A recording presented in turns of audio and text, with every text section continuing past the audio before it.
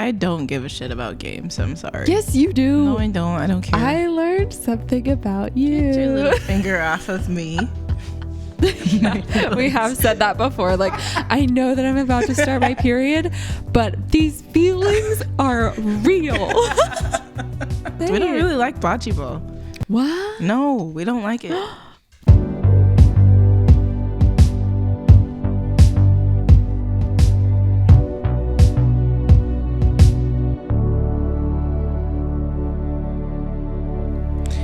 Welcome back to another episode of At Our Place with Megan and Sherelle. I'm Sherelle. And I'm Megan. If you don't know, we are Life's Turn bandmates and now podcast hosts. Mm-hmm. Babe, we're not at our place again. I know. I feel like every time we've done a podcast the past couple of times, it's like, we're not at our place. And so here we are again, not at our place. We're traveling for the holidays. Yes. We're at my parents' house, the house that I grew up in. And we kicked my parents out to do this podcast. We literally Venmo'd them some money and said, go on a coffee date. We're going to borrow the kitchen. Yeah. My parents are at church and we were like, we're not going to church. We're not going to that church. No, I grew up going to that church and I like it. But now it's awkward because they're not affirming of queer people. So we're like, it's awkward every time we go there. And then if we have to introduce ourselves to any of my parents' friends or acquaintances, it's like awkward. Yeah, finding a church as a queer Christian couple is hard. Yeah, I'm pretty sure like since you were the first person I ever met that was Christian or had a Christian background and was queer and you were like totally cool with that. I think it's safe to say that the church I grew up in didn't have any of those people. As far as you know, they're probably all in the closet. I don't know. Well, I do, because your sister was one of them. And no, I guess they're just mean. It's just such a weird thing reflecting on my childhood. Anyway, welcome to... We love visiting with my Sunday service, everybody. That's what I was getting around to, is like, this is our church service. Take that. No. But they do always have the best donut holes and coffee. Though they probably get from Dunkin', so we could literally just go get some. They actually taste so good. I'm so jealous.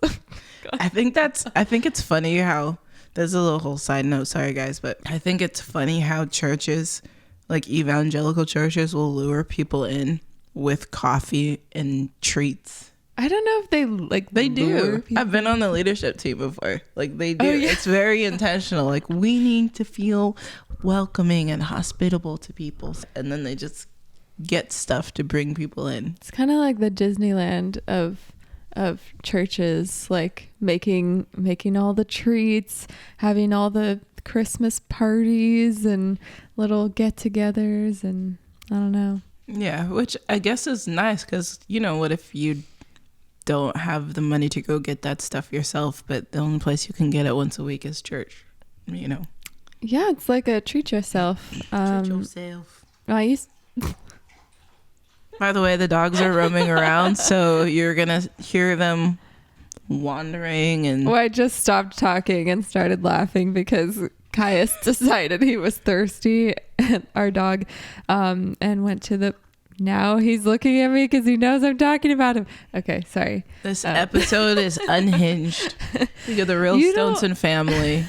You don't have to say that every episode. I don't know if I say that every episode, but it is true every episode. We're off the rails. We're being unhinged when it's really nothing at all.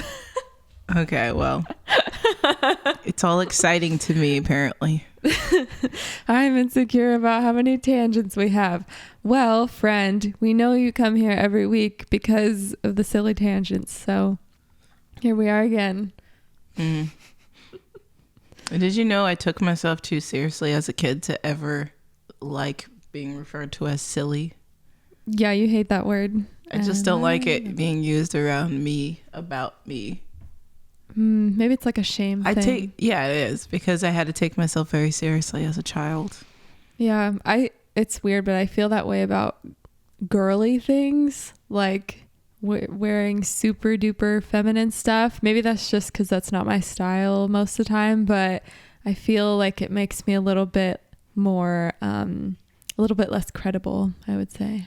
That's interesting given your outfits you've been trying on for your single release party. I know. Well, maybe that's why I feel so weird about it. So context. Okay. Last year. Take you back to last year. Imagine a world where it's 2022 and it's December. And if only they could imagine what it was like to live in last year. If only we all knew what that felt like. Hey, so remember last year, I was super excited about a song that I had written and I performed. So Sherelle said that we do music together. Basically, we're both singer-songwriters and we just started doing that together. But last year, I wrote a song all by myself. It was really awesome. It was your first one. No. I had written many a tune before then, but I was like, this one's special. This one needs special treatment. So I said, before I even started recording any of my music, I said, hey, community, I want to record this song. It is epic. It is going to blow your mind, and I need to raise money for it. So I did a whole fundraising campaign. I made stickers and t-shirts and I did some really awesome merch stuff for the song. And now here we are. Zoom back to December 2023. I have just heard the final masters for the single. It's called Everything I Want. So and good. I am going to get everything that I want.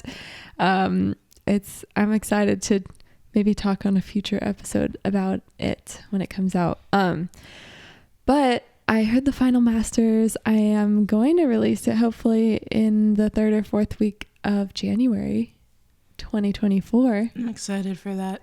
Yeah, starting the year off right. And so what you were talking about is when we came here to my parents' house, my sister was here, my mom was here, and I wanted to get some outfits for the glam photo shoot, video shoot for the single, which is supposed to be the fun part of everything, right? This is going to be interesting. Dear God, help us. Oh my gosh, I'm so sorry. I had to take a break from talking because Sherelle's been holding in a giant cough. Also, you're sick. Did we say that? No, I didn't tell them. Nobody wants to come over to our place if I'm coughing on them. Well, it's a safe space because it's virtual. So you can be in our cozy non-house because it's not even our place. And Sherelle's sick and she has her tea. Yeah, guys, remember that cool gig I was telling you about? Well, somebody got me sick at it and I've been sick ever since that night. Yeah. It's not COVID, so that's nice. But it's been like a flu that took away my voice the last couple days. And I don't feel sick at all, which I don't know how that works. You never get sick. I always get sick. You never do. Well, that's why we decided to go ahead and visit people, and we told them that you were sick, but we also told them that I wasn't sick and it wasn't COVID. So it's just one of those things. It's okay. I've just been resting a lot more on this vacation, which is nice. Yeah. You're still editing podcasts and stuff like that. I appreciate you. And we're still doing 75 hard. So you're literally doing 2 exercises a day and you're still... I know, guys, but they're mellow, guys. Like, they're mellow. But I'm resting still. I'm like, okay, maybe I won't run this entire time. Okay. And then like panting because I'm going to keel over. Or like I'll do like a strength workout in the living room instead of something, heavier at the gym. Yeah, you've been working out and watching Switched Up Earth. That's been really nice. Yeah. It's my first time watching it all the way through. Yeah. Also, I'm just thinking if you're listening to this and you didn't hear Sherelle cough, but then I just randomly pause and say, Sherelle coughed. It's called editing. You don't want to spread my cooties to you. Yeah. What was I saying? You're talking about your outfit, your girly outfit. Talking about my clothes.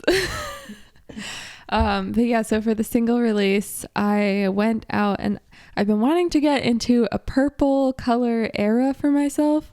I don't know why, but I think it's just kind of like feminine but strong at the same time. But it's been a weird identity crisis. It's because you read the branding book. You read that branding book. Oh yeah. Okay, so did you end up reading it too at some point? I read part of it. Okay. Oh yeah. So it's called I Am My Brand by Kubi Springer, and it's really fantastic.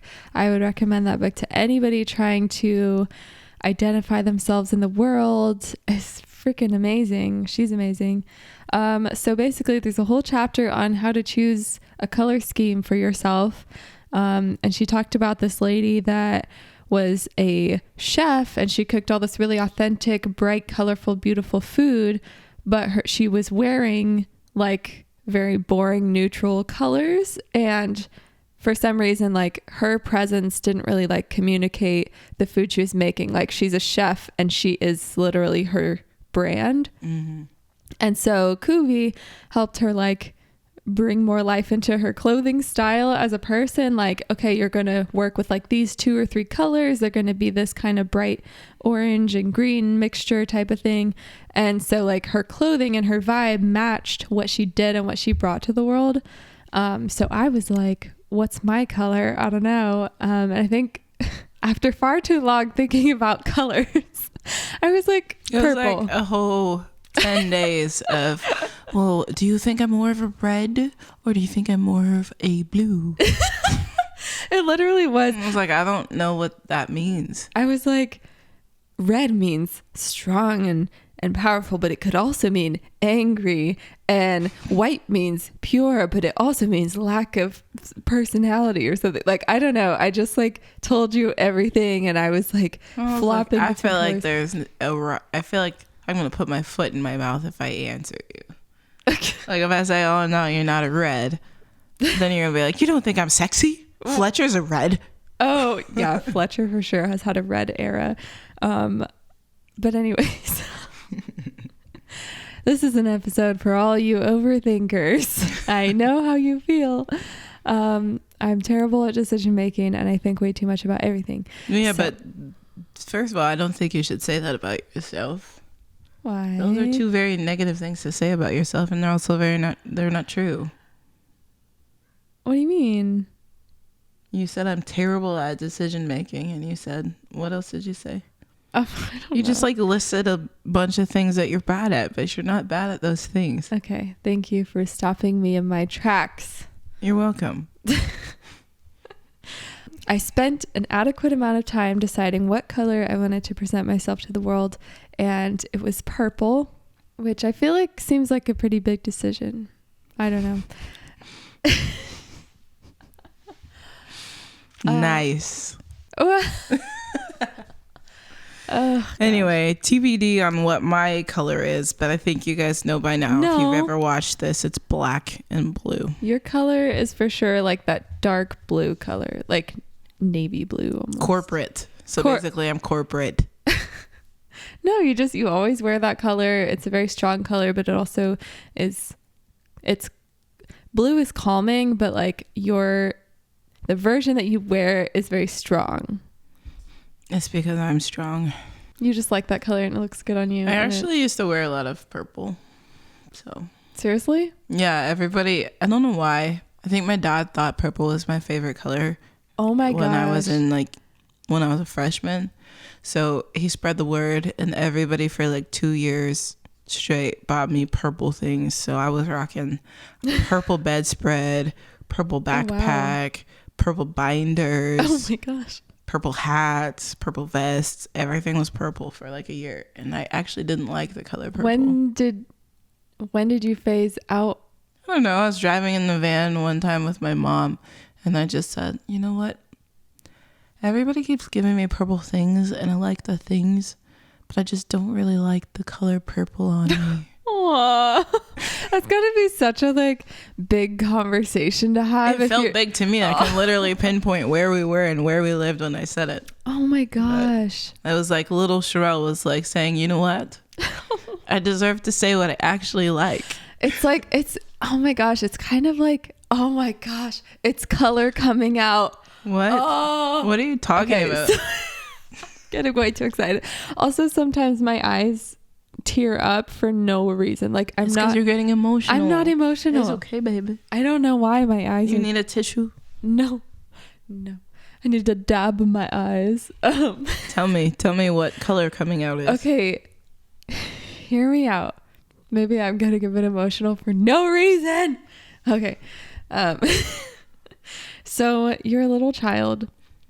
I don't know what age, maybe 12. Okay. And everybody in the world thinks this one thing about your identity. And they're 14, 12 or 13, somewhere in there. Okay. Somewhere in there. You're young, you're impressionable. You've been figuring out your identity. Mom, dad, cousins, aunts, uncles, teachers, everybody is like, Sherelle likes this color. This is Sherelle's identity, at least right now. And then, and this is something we can cling to because we don't know much about Sherelle, but this is something that we like to know about Sherelle. And you are like, hey, you guys have attributed this thing to me, but I want to say this isn't true about me anymore. I see what you're doing. Isn't that crazy? Yes. I didn't actually come out of the closet till like a decade after that, but yeah. And then it's like later, hey, I know everybody wants me to be straight. Everybody thinks I'm straight or is delusional, but I am not You're straight. Delusional.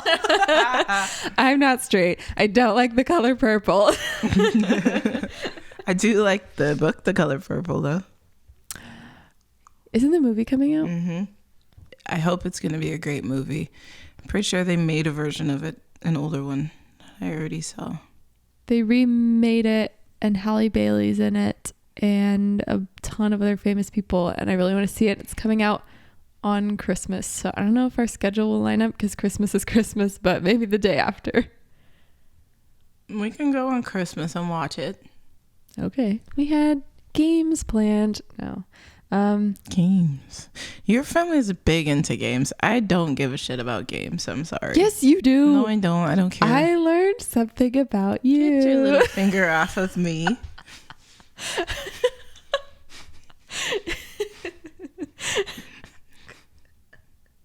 Okay, so we were sitting on the couch, at least me and my mom were, and she mentioned I think you were somewhere else.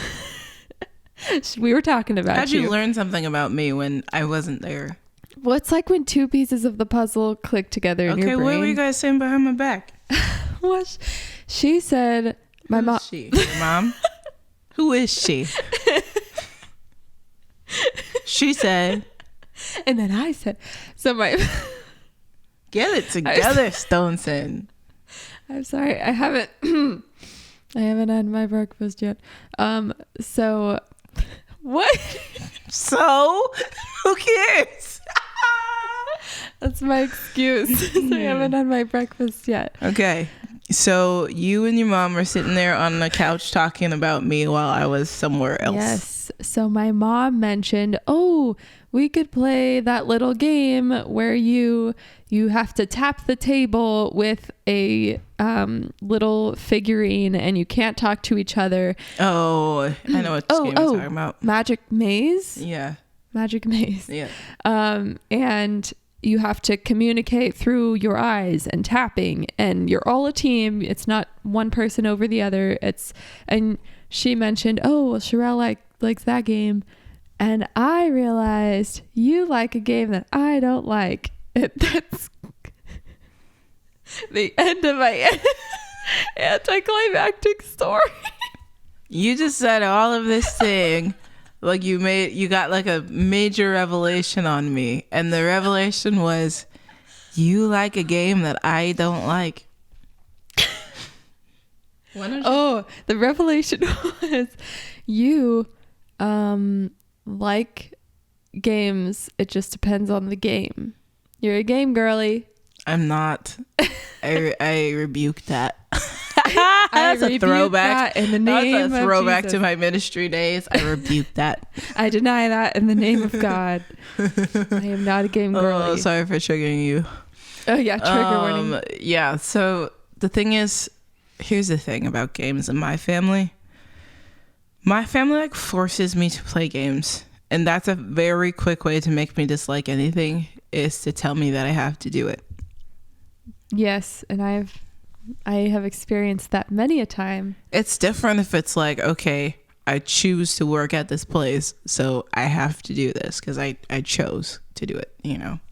And it's different with us, but because I choose to respect you because you were my wife that I chose.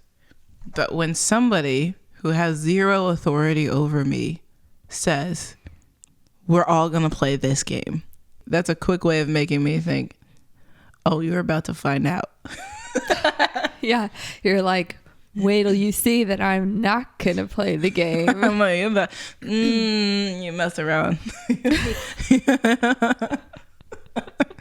You're going to find out. It's so funny because if I say something in a slightly wrong way that rubs you the wrong way, like, oh, hey, we got to take out the trash by like the end of the day. Can you do it? Then it's like, oh, well, wait till you see. I'm going to do it whenever I want. No, I'm not that petty.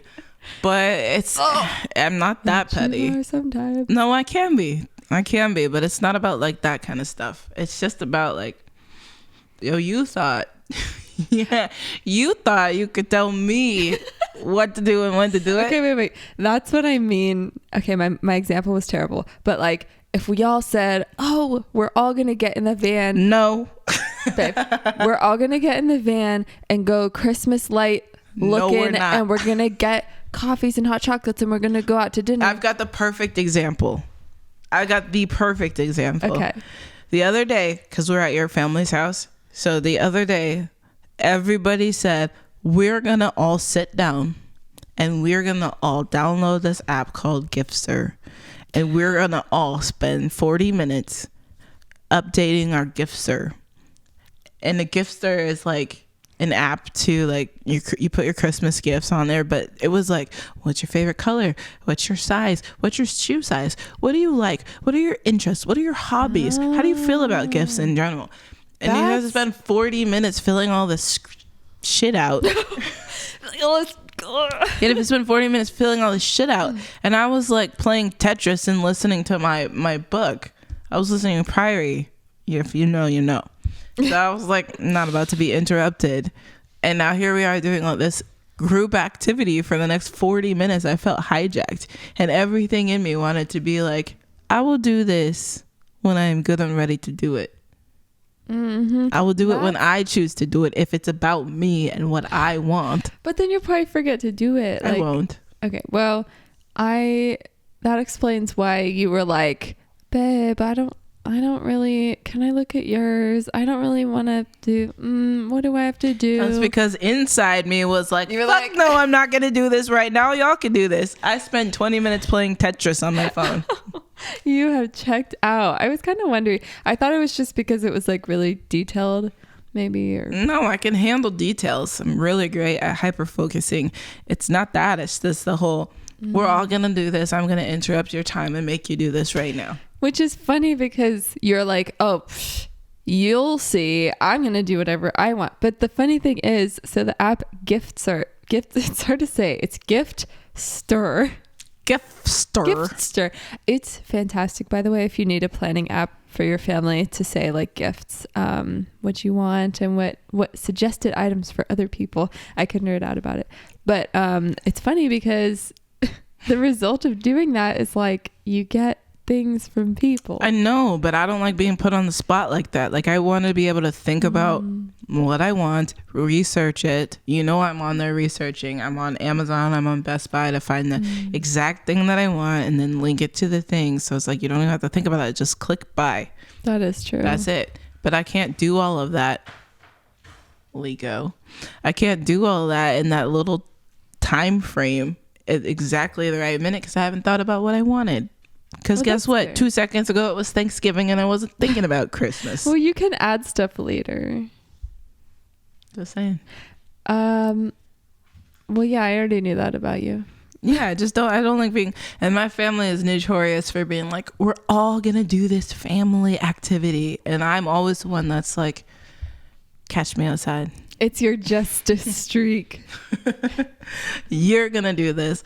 I'm gonna sit here and do my thing. That's probably pretty healthy. Like, I have autonomy, you know, especially if anybody's like pressuring you to do something like, oh, why don't you do this thing? Like, it's good to fight for your... You know what? And there's self. a thing, I don't want to be rude because, you know, skin color, I'm not trying to be prejudiced over here, but sometimes when I have a group, even in my side of the family, when it's a group of white people who are all really, really, really into something that I think is dorky or annoying, all I see is a bunch of dorky white people. We all gotta do this thing together, all together now. Let's go. Like bocce ball. And I'm just like, no, I will not. What? Is that why you didn't come? Liz and I talked. What? Okay, Liz is my brother's girlfriend. Liz What and did I you talked. say? We don't really like bocce ball. What? No, we don't like it. The family tradition. Your family tradition. Yeah, that's true. Sorry, you guys are getting the Hey, tea. we gotta start saying my side of the family. Your side of the family. Yes, and your side of the family. So because we're married, remember? Yes, I do remember. So my side of the family, basically my mom started a tradition, which she's done a few times, which I love because she's like, we didn't have a lot of traditions from, you know, the higher ups, grandma, grandpa. So she made a bunch. And her parents. Yeah. So she made some traditions, and there's cinnamon rolls on Christmas morning. And there's, she started this tradition where the day or two after Christmas, we'll all go to Savers or Goodwill or something like that, and they'll each give us they'll give us each $10, and they'll say white elephant, go and pick something for under $10, and then we'll do a little white elephant thing. It's super fun.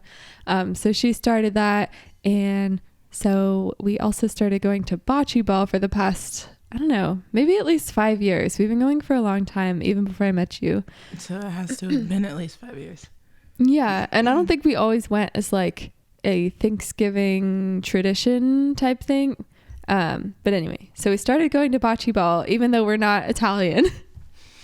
And the place we go to is like very, like they have Italian food and it's all very Italian. But yeah, Cheryl doesn't like it apparently. It's not that I don't like bocce ball, because now that it's been a few years, I'm like, okay, I can get used to this. And I especially like it when there are cocktails, desserts, and food. We mainly go there for I think I got 3 coffees. Everybody got coffees and little snacks, and they had the spinach dip, even though it's off the menu. So I like it because of that. But I'm competitive, you know. I'm very competitive. My siblings are competitive, and we don't like being bad at things. We like to avoid things that we're bad at. And bocce ball is one of the least athletic things I've ever experienced. You just throw a ball with precision. But that's the thing, is I'm arguably the most athletic person in your side of the family, right? You for sure are. And I suck at bocce ball. And that's the thing, is I can't get good at it. No matter what I do, I throw the ball too hard. It goes wherever it wants to. And I'm like, I have spent decades being a precision athlete, and I cannot play bocce ball very well at all. And yet your dad is so freaking good at it, and you're good at it, and Rachel's good at it, and everybody just makes me look so bad at it. You just kind of just throw it out there, and it goes where it needs to go, and it's not graceful. Kinda like being good at golf or chess or something. Golf takes a lot of skill. Bocce ball doesn't. Oh my gosh, shots fired. Just saying. Yeah, you didn't come this year because you were feeling super sick. Blissfully, I had a flu. Oh my gosh. Golden opportunity. I'm sick. I can't go. Liz said when she got there, she's like, what do you mean Charles not here? Oh, I feel bad. Sorry, Liz. Well, if you're listening, Liz, which I don't know, but you're super cool, and she killed it. Like, Good. she was so good. And She was bound and determined this year. she didn't even seem like super hardcore about it, but she would just casually go up there and throw something, and then she'd be like, I don't know how I did that. And then she would go back to her little coffee. It's the long game. It's the long con. She's a secretly professional bocce ball player. Oh my gosh. Oh my gosh. I love my siblings and their partners. We have such a beautiful family. Thankful to be here. Thankful to be alive. Yeah. So life lately has been pretty good, I guess. Why do you say it like that? It's just been busy, like just getting ready for work stuff, and I don't know. It's just been, I feel tired. The holiday craze. I mean, that's fair because you're literally sick. That's probably why. It's just coding everything and exhaustion. Yeah, pretty much. So last week, since we're catching up with our friends, last week we went out on a date. This is kind of before you got sick, I think. I don't know. It's been so long. So we went out we went to movie, half off movie Tuesdays. Oh yeah, how fun. We went to go see the Hunger Games movie. What is it? The Ballad of Songbirds and Snakes. What did you think? Intense. What did you think about it? So you know how Hunger Games, and sorry guys if this spoils anything. Oh yeah. Skip now if you want to see the movie. You know how Hunger Games is kind of dark? Like the concept is dark. It's very dark and twisty. Yeah, so the Hunger Games is really dark. The premise is horrible. The concept is horrible. It's intriguing and entertaining, but horrible. It's like the morbid fascination type thing. Yeah, but the Hunger Games, by the time they're doing the Hunger Games in those shows, in like the 3-part Hunger Games, movie series, Catching Fire, Mockingjay. Yeah. So, I mean, the books are awesome. I didn't read the new book, but I read the Hunger Games books, and so I'm just referring to the movies. There's so much production, even within the movie, when they're doing the Hunger Games. It's so like, there's so much glitz and glam, and here's your tribute, cheer for your tribute, and all this stuff. Like it is entertaining to watch. You're seeing the movie with like the context of society has already accepted this, and it's something celebrates it. They celebrate it, and it's something that we're fighting against. It's like all the systems are already in place. Yeah, it's like this giant system that's like, this thing is so epic and entertaining, and then all of the districts are like, and this thing is horrible, and we need to get people to see how terrible the Hunger Games are. So that is those movies. This movie is before it was entertaining. So when you're watching the actual movie, you're like, this is horrible. Like, there's no glitz and glamour. It's not televised. It's just like, it's just dark. It's just you shove people in a room and they kill each other until everybody's dead. Yeah. There's a lot of terrible things that happen in the world.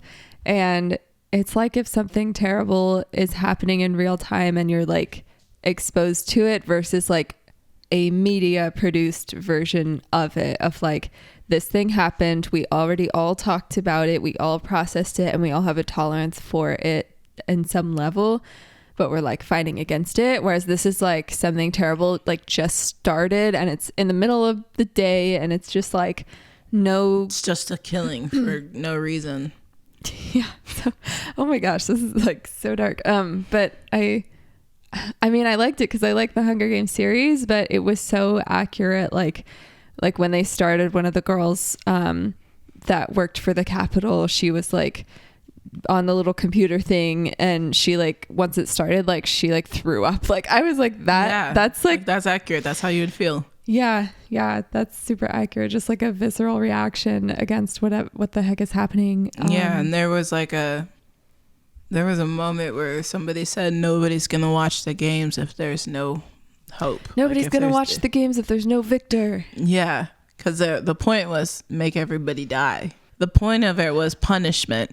So they didn't care about if there was a victor or not. They just wanted people to die. Mm-hmm. So it's really like malicious how that's still the point. It's just covered in glitz and glam in the later movies. Yeah, it's kind of like, oh yeah, we still have the punishment part of it, but we need people to watch it and be invested in it, and so we're gonna make it like slightly better. It's like stripped down. It's stripped down into its core of the real ugly of what it is. Dark and twisty. But all of that said, I did really enjoy it. Like, I don't think I would watch it again, but it was one of those movies I'm glad that I watched. If I was to watch a Hunger Games marathon, I would for sure watch it. Okay. Then you could see the progression of things. That's true. Yeah, that would be really interesting. It did make me want to kick Snow in the teeth a couple times. It was really good. There were a couple parts where I'm like, okay, I'm a little bit confused how we got here.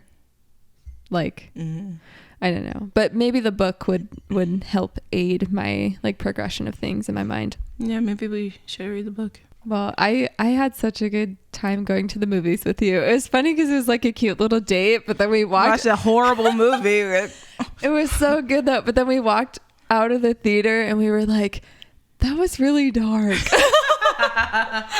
Thanks for this awesome date.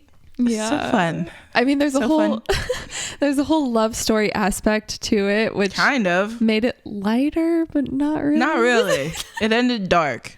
Spoiler. Oh, it ended realistic to the movie premise. Yeah, to the fact that Snow is a jackass. He's evil, and you're like, I get your context now, but also I don't quite understand why you're so evil still. Yeah, we don't know why you're. Oh, now we do. We get kind of. Yeah, it's all very perplexing.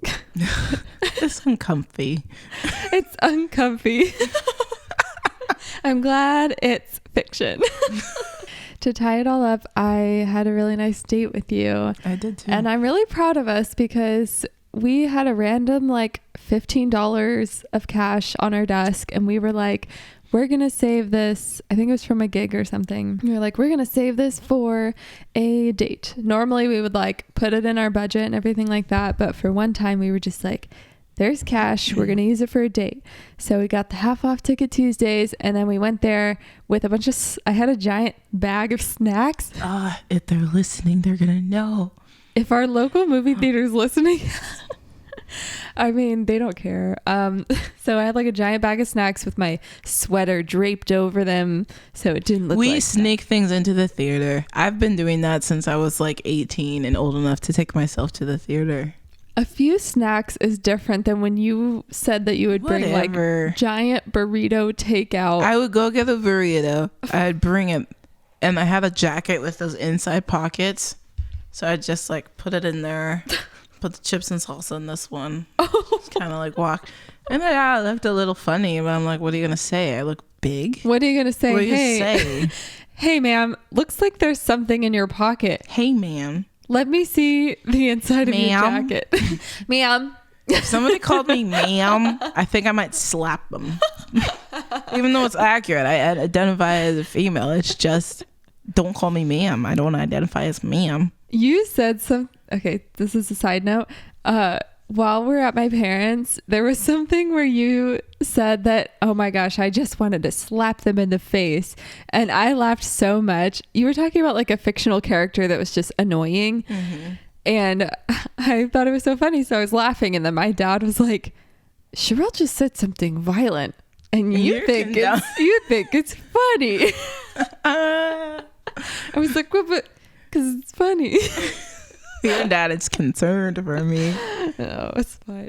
Oh, it's funny. But yeah, I was proud of us because we had our little $15 and we got the tickets, and then we were like, how much is popcorn? And they were like, starts at $6 for a small. They were like, too much for you. No. I was like, well, I have $5. So we're like, oh, well, never mind. We walked in, we sat down, we had grapes, we had twisty pretzels. It was amazing. We had a feast. We had a feast. So suck on that, movie theater. With your $6 popcorn. Are you kidding me? I can make popcorn more than that for 50 cents. Yeah, we probably could have brought in popcorn. I suggested it and you said, I do love movie theater popcorn though. Just thinking about it. If you guys don't know, like I said last time, her love is snacks. My love language is snacks. Oh yeah, you made fun of me last time for it. Well, to be fair, like when we first met and got together, one of the ways that you wooed me was with food. I wooed you because I constantly was making you food, buying you food, acting like a baller, taking you to go get food. And I was broke. Acting like a baller. Yeah, I would just let you come over and you were like, I've already got stuff to make dinner. You come over, you make a whole feast, and we get wine and chips and guac. I know how to treat a girl right. Yeah, I also gained a lot of pounds.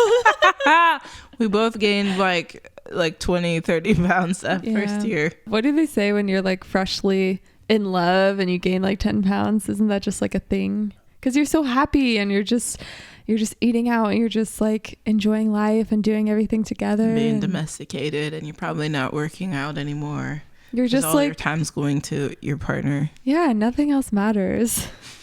I think that's how life should be. I don't. I like to look good now, so. I know we're like putting in hard work or something and we're looking good now. Woohoo. That's kind of the thing with like partnerships is I feel like when one of you does something good for yourself, the other one just naturally starts to do good stuff for themselves too. Sometimes that happens. I feel like it'd be hard if one of us resented the other for it. You know? What do you mean? Like if I was getting healthy and you were like, I don't want to get healthy. I don't want to eat right. I want to eat what I want to eat. I want to do what I want to do. Like it works because we have the same value system. Yeah, like if one of us started working out and eating super healthy and getting super strict or something because of whatever reason, and the other one was like, I'm not in a place in my life to do all that, then like, I don't know, it's just like a superiority complex for some relationships or people. And I think we've even had that sometimes where it's like, oh, well, I want to do this. And then the other person is like, well, you're going to think less of me if I don't do that, you know? So it's just like a mental game of like. Yeah, we've definitely had that weird dynamic in our relationship before. Yeah. Not necessarily about this, but just, you know, we've had that like one of us feels superior, the other one feels inferior and resentful for it. And, you know. Yeah, one of the most annoying things, but truthful things you've told me. What? I think there was a period, I don't even know when, but like we were just kind of fighting, not like a lot, but more than usual. And I think you were having like some mental health things and things were just hard in general with work. And I was just like harping on, you should really start getting therapy. Do you remember this? I probably just mentioned it like a time or two because I really do care about you. And I was like, I think like you seem to be having mental health stuff and like, you know, therapy would probably be good again. And you were like, well, why don't, like, are you going to get therapy? You were like, why aren't you getting therapy? Say, you're not wrong. Like therapy is always a good idea, but yeah. And I remember telling you, well, why don't you get it? Yeah. Like I think we were arguing sometimes and I was like, you know, we wouldn't be fighting so much if Sherelle was in a better... If Sherelle was fixed. If Sherelle was in a better mental state and this is basically it's all her fault. It's easy because I have these flagship things, right? OCD, ADHD. I had PTSD. Like I have these like flagship things that are so easy for you to like point at if you want to be petty. And that is unfair. When I'm never trying to be petty. Like I think I genuinely... I'm never trying to be petty. I'm never being petty, I don't think.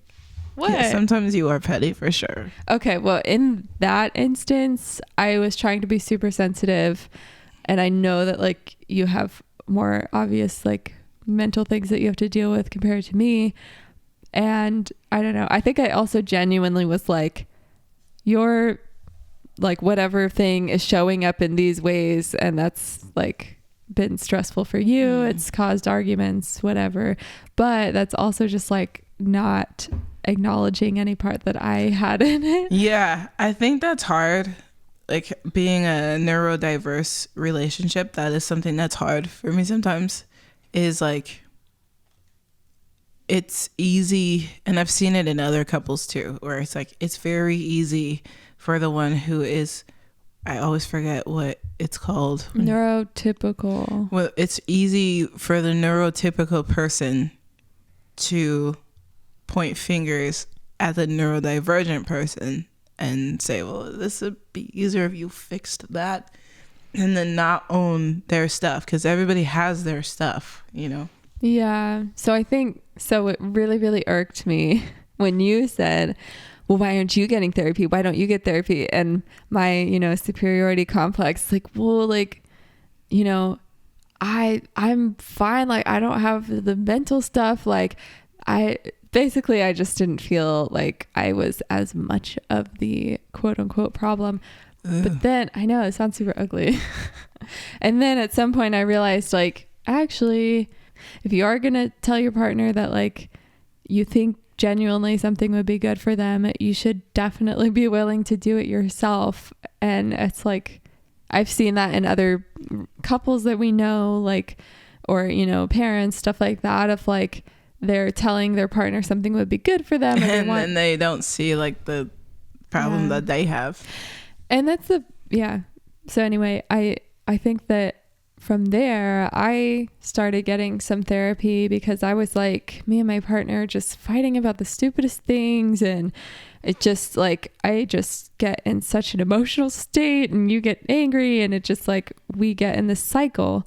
And so me going to therapy by myself, she was just like teaching me ways in those arguments to like regulate my emotions, which I felt like a total toddler that I didn't know how to regulate my emotions. And she just like taught me the basics of like, here's how your body and everybody's body reacts when you're in an argument, and here's how to calm yourself down. Here's what will make it worse, you know, like things to do for yourself so that the argument like doesn't get totally out of hand. And I think that has definitely helped us. Yeah. I mean, for sure it has helped me. It's helped us. Like, I'm more able to know like I need space, and I don't, and like we've been better about giving that to each other. And knowing like when we need to deal with ourselves versus when we can come together and talk about things. I benefited from doing something that I was telling you to do and focusing on myself and what I didn't like about myself in order to better our relationship. Yeah. And I also see like, I have a very strong personality, so it's very easy for me to be like, yeah, take that, Megan, that's on you, go calm down over there. And then that was the problem. It's kind of like the theme we were talking about earlier, like the justice streak of like, well, you're telling me to do something, but like, but I've been recognizing even more and more like that I'm the problem and it's me sometimes, you know. It's both like of us. Okay, so when I was editing the podcast the other day, I was on your laptop and I came across your notes. And I was like, Megan's private notes. So I finally got an iPhone like earlier this year, and I connected it to my laptop, and so now you can see all my notes. Yeah, but I didn't know that, so I was like shook when I saw it. I was like, whoa. You're like, what is journal this? Oh my gosh. And it shows you a little bit of what it's talking about even if you don't open it. And I was like, no, don't, I'll just open it a little. So I opened it and I was like, read 2 sentences, and I was like, nope, closed. And I was like, okay, but we're married. What if there's something on here that I need to know? Because I could tell it was like a section where you were venting about when we had fought. Yeah. Which we have like one fight a quarter. This was that fight. Someone was like, I feel like we said that a couple weeks ago. Yeah, but I didn't know that there was going to be a bigger fight coming. So that last fight was the fight of the quarter. Anyway, so I looked at it and I was like, what if there's something like crazy on here? What if I need to see this?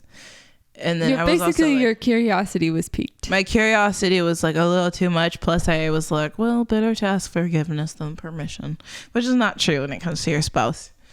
But, yeah. So I read it and I honestly read it because I was like, I really don't understand. I didn't understand even up until that point what we were fighting about and how you couldn't see from my perspective. So I was like, here's a peek into her brain. Let me see from her perspective. And I read it and I was like, oh. Basically, we had a fight like a couple days ago or a few days ago. And there was just a point where I was just upset and I went into our room and I took out my phone and I was like writing a whole note. And I was like, you know what? Because sometimes I write down things and then I show Sherelle because it's easier to explain. And I do the same thing. Yeah, like I have an easier time processing when I can write things down and then show you. But I was like, I'm not even going to show this to Sherelle because I know that like this is a stupid fight and we're just like going to move on from it. So I just went unhinged in my notes. I was like, Sherelle does not even understand this. It was so much. She discounts my love. Yeah. Yeah, I don't even know. She'll never know. I did stay away from like she always or she never. I think you did say one. You did say one. You said like she may never understand. She never understands. Okay, yeah. Well, you should see mine. Mine was equally unhinged, and it was about that exact fight too. Oh, yeah. It just helps to process everything, but apparently it helped me. I was like, that's what she's talking about. Anyway, I was like, I went to bed a night or two ago, and I was like, I have something to confess to you. I saw your note. Yeah, I saw your note. I wouldn't usually. We don't. It's a joke when I say I have something to confess to you. We don't confess to each other. Yeah, in our relationship, we like trust each other, so we don't. There's no secrets. We're on the same page of like, but there's still respect for privacy. That what I'm saying is we're on the same page. Like we generally like our rule, I guess, is like we don't go in each other's texts. Mm-hmm. And if we do for whatever reason, we say, hey babe, I'm going to look at your we tell each other, I'm looking at your phone right now. Yeah, like, hey, I'm looking on your phone to move photos from your phone to my phone. Just so it's like you still have like our differentiation. We're both two people. We're autonomous. We're not just like invading each other's space all the time. Yeah, but I've read your text before, but not like that. Like I've just been curious, like, oh, what's she talking about with Rachel? I haven't talked to Rachel in a few days. You do that? I have before. I told you. I said, oh, I looked through your phone.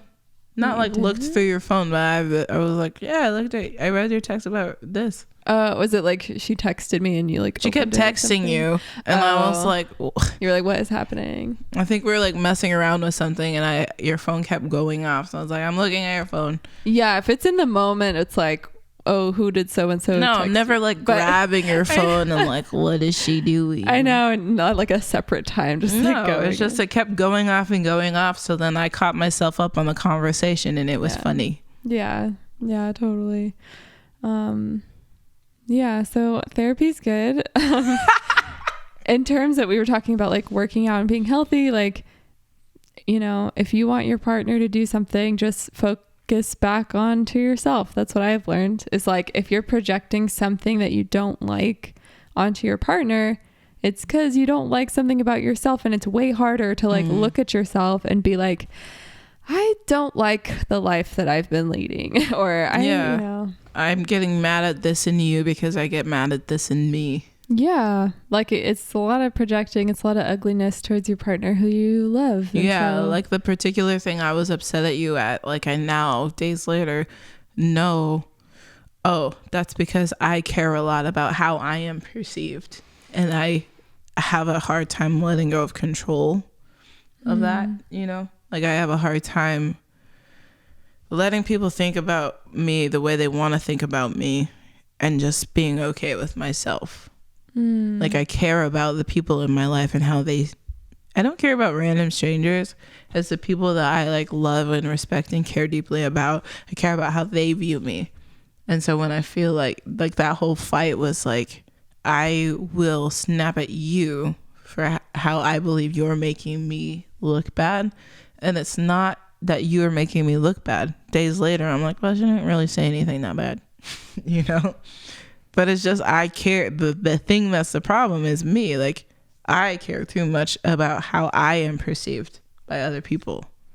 And so then I try to control the people around me to make sure that I look good. And that's an ugly thing that I have to deal with myself, you know? Oh, well, I love you, honey. And I'm with you as always. And I don't know, we're pretty good at being self-aware and figuring out our issues and stuff. Yeah. And I always think it's like, it's always a both and, you know. In the moment I was like, this is all Megan's fault, and in the moment you're like, I didn't do anything, I don't know what I did wrong, and Sherelle's just being crazy and dramatic. And I think it really heals relationships when we look at ourselves, each of us, and we're like, what did I add to this? What could I do differently? Like, own our own parts. Yeah. And yeah, fights are tricky. And so I'm thankful for when we took space from each other and just moved on with our evenings and moved through the motions. And, you know, it always amplifies when we are exhausted or about starting our period, which happens at the same time. So it's a fight for both. It all happens at the same time. Yeah. Okay. And I remember saying, like, I am about to start my period, but I don't want you to discount me. Yeah, we have said that before. Like, I know that I'm about to start my period, but these feelings are real. Pity me. Pity me.